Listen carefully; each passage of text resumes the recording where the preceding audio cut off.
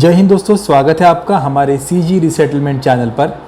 दोस्तों, 8वां वेतन आयोग गठित करने की कोई योजना नहीं बनी है, ऐसा वित्त सचिव टीवी सोमनाथन जी द्वारा कहा गया है।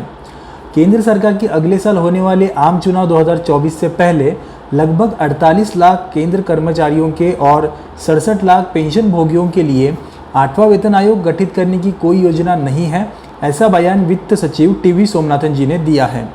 दोस्तों, दरअसल आम चुनाव से पहले केंद्र सरकार जो होती है वो अपने कर्मचारी, सैनिक और जो फैमिली पेंशनर्स हैं उनको लुभाने के लिए वेतन आयोग लागू करने की बातें वगैरह करती रहती है। और 2013 के सितंबर में कुछ राज्यों के विधानसभा चुनाव और 2014 के आम चुनाव से कुछ महीने पहले कांग्रेस के सरकार ने जो 7वां वेतन आयोग है वो गठित किया था।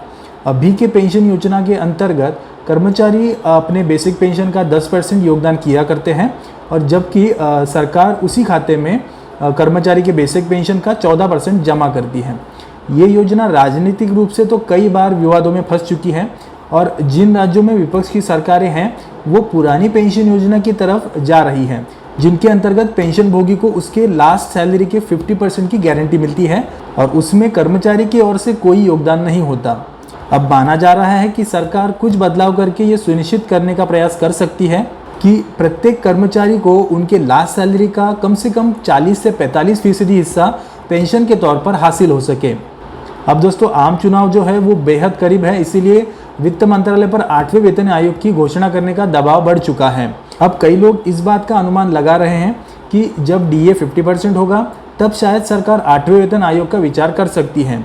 अब दोस्तों, 8वें वेतन आयोग का तो पता नहीं, पर डीए 50% होने पर जो अलाउंसेस आपको मिलते हैं जैसे कि house rent allowance, children education allowance, hostel subsidy, gratuity ceiling, dress allowance, इन सभी अलाउंसेस में और बाकी के जो कुछ अलाउंसेस हैं उनमें भी बढ़ोतरी होने वाली है। तो दोस्तों, इसी तरीके से 8वें वेतन आयोग पर कई अनुमान लगाए जा रहे हैं, पर इस बारे में आपको क्या लगता है वो हमें कमेंट करके आप बताइए।